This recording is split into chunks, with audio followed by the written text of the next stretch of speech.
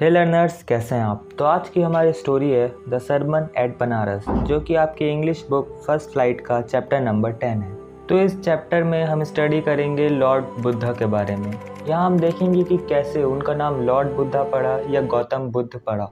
और चैप्टर का नाम है द सरमन एट बनारस। तो सरमन मतलब होता है रिलीजियस टॉक अबाउट रिलीजन, किसी को भी बताना कुछ भी, वो सरमन कहलाता है। तो हम यही देखने वाले हैं इस चैप्टर में कि उनका फर्स्ट सरमन कहाँ पे था और किसको उन्होंने फर्स्ट सरमन दिया था। और हम देखेंगे कि कैसे उन्हें 7 डेज़ में इलाइटमेंट मिल गई। इलाइटमेंट मतलब मोक्ष, जिसके लिए वो फेमस थे। तो उनका रियल नेम था सिद्धार्थ गौतम और ये नॉर्थ इंडिया में एज अ प्रिंस बॉर्न हुए थे। और जब ये 12 साल के हुए तो इन्हें स्कूलिंग के लिए बाहर भेज दिया गया, और जहाँ उन्हें हिंदू स्क्रिप्चर्स के बारे में पढ़ाया जाता था। और फिर जब वो 4 साल बाद वापस आते हैं तब उनकी शादी हो जाती है एक प्रिंसेस से, and then they have a son, उनका एक बेटा होता है। फिर तो 25 तक की एज तक ये और इनकी फैमिली बिल्कुल रॉयल लाइफ जी रही थी, क्योंकि ये एक प्रिंस थे और इनके फादर किंग थे। इसलिए रॉयल फैमिली को जितने भी बेनिफिट्स होते थे वो इन्हें भी मिलते थे। तो सिद्धार्थ गौतम को कभी भी दुनिया की सफरिंग्स के बारे में नहीं बताया गया था। उनको मतलब रॉयल फैमिली में थे वो, और उनको इन सब चीज़ों से बिल्कुल अलग रखा जाता था। वो दुनिया में बाहर क्या चल रहा है वो ये नहीं जानते थे। तो एक दिन गौतम बुद्ध जो है ना, वो हंटिंग के लिए बाहर जाते हैं, और वहाँ एक्सीडेंटली बाय चांस वो पहले मिलते हैं एक सिक मैन से, मतलब एक बीमार आदमी से, एक एजिड मैन से, एक ओल्ड मैन से, और एक फ्यूनरल जो कि उनके सामने से पास हो रहा है। तो गौतम बुद्ध देखते हैं कि दुनिया में कितनी ज़्यादा प्रॉब्लम्स हैं, लोग सफ़र करते हैं कितनी सारी प्रॉब्लम से, इतना ज़्यादा पेन है, लोग की डेथ होती है। इन सारी चीज़ों ने गौतम बुद्ध की आंखें खोल दी थी। तो अब इन सब के बाद गौतम बुद्ध जो हैं वो अपनी रॉयल लाइफ को छोड़ देते हैं और वो डिसाइड करते हैं हायर स्पिरिचुअल नॉलेज को लेने का। और एनलाइटमेंट लेने के लिए वो एक पीपल के ट्री के नीचे जाकर बैठ गए, और विद इन 7 डेज़ उनको एनलाइटमेंट भी रिसीव हो गई। और इसके बाद उन्होंने इस ट्री का नाम, जिसके नीचे वो बैठा करते थे, उस ट्री का नाम रख दिया बोधि ट्री, जिसका मतलब है ट्री ऑफ विजडम। इसी ट्री के नीचे बैठकर उन्होंने लोगों को टीचिंग्स देना शुरू कर दी। लोग उनके पास प्रॉब्लम लेकर आते थे और वो उनको सॉल्यूशंस बताते थे। वो उन्हें राइट पैथ के बारे में बताते थे, लाइफ को जीने का सही तरीका बताते थे। और यहीं पे उन्होंने अपना फर्स्ट सरमन दिया था, और ये सरमन उन्होंने दिया था एक लेडी को जिनका नाम था किसा गौतमी।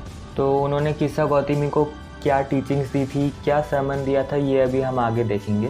तो किसा गौतमी का एक सन था जिसकी डेथ हो चुकी थी, जो कि मर चुका था।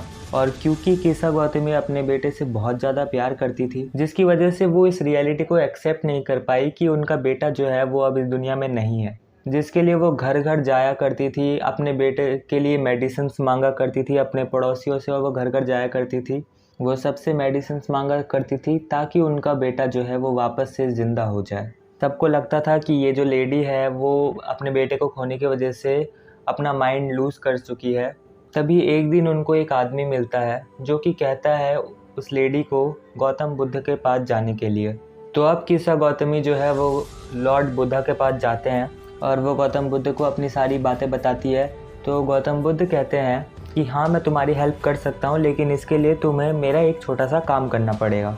तो अब गौतम बुद्ध उस लेडी से कहते हैं कि तुम्हें मेरे लिए एक हैंडफुल ऑफ मस्टर्ड सीड लाना होगा। तो किसा गौतमी जो है वो आराम से हाँ कह देती है कि मस्टर्ड सीड लाना कौन सी बड़ी बात है, तो वो हाँ कह देती है। तब गौतम बुद्ध उन्हें कहते हैं कि ये लेकिन एक बात का ध्यान रखना कि तुम्हें वो उसी के घर से लाना है जिसके यहाँ कोई भी मरा ना हो और कोई भी सफ़र ना कर रहा हो और कोई भी पेन में ना हो।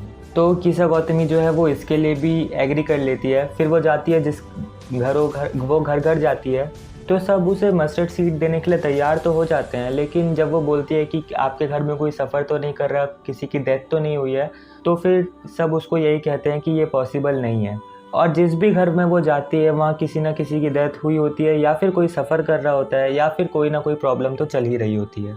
तो हर फैमिली से ना सुनने के बाद जो है वो अपने होप लूज़ कर देती है, और वे सोचती है, और अब अंधेरा होने वाला होता है और वो एक जगह बैठ जाती है। और अब वो ये बात समझ जाती है कि ऐसा पॉसिबल ही नहीं है कि किसी की फैमिली में किसी की डेथ ना हुई हो। सिर्फ मैं एक अकेली नहीं हूँ कि जिसको इस ग्रीफ के थ्रू गुजरना पड़ रहा है। सबकी लाइफ में प्रॉब्लम्स होती है, और सब फैमिली में कोई ना कोई जो है वो डेथ हो रखा है। सब अपने लव वंस को खो देते हैं। ये लाइफ होती ही इसलिए है कि हर लिविंग बीइंग को एक ना एक दिन मरना है, और वो रियलिटी को एक्सेप्ट कर लेती है कि जो मर चुका है, जो जा चुका है, उसे वापस ज़िंदा नहीं किया जा सकता। और अब उसे ये समझ आ जाता है कि जो डेथ है वो सबके लिए है, वो कॉमन है सबके लिए।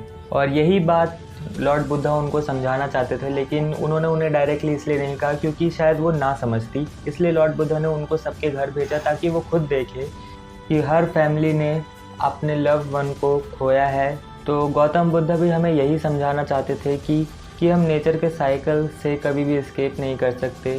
डेथ जो है वो प्रॉमिस्ड है, तो हमें किसी के जाने पर, किसी की डेथ पर रोना नहीं चाहिए, ज़्यादा परेशान नहीं होना चाहिए। और क्योंकि हम अगर उसके लिए परेशान होंगे, जो जा चुका है वो तो जा ही चुका है, उसके लिए रोने से, उसके लिए परेशान होने से हम अपने आप को ही सफ़र करवा रहे हैं। तो बेटर ये है कि हम नेचर के इस लॉ को एक्सेप्ट करें, इस रियलिटी को एक्सेप्ट करें और मूव ऑन करें अपनी लाइफ में। और जो इंसान नेचर की रियलिटीज़ को एक्सेप्ट कर लेता है, उसके लॉस को एक्सेप्ट कर लेता है, वही इस दुनिया में हैप्पी और एक ब्लेस्ड लाइफ जीता है। तो इसी के साथ होता है chapter and. If you like the video, like, share, comment, और यह है कुछ इंपॉर्टेंट क्वेश्चन, स्क्रीनशॉट मार लो।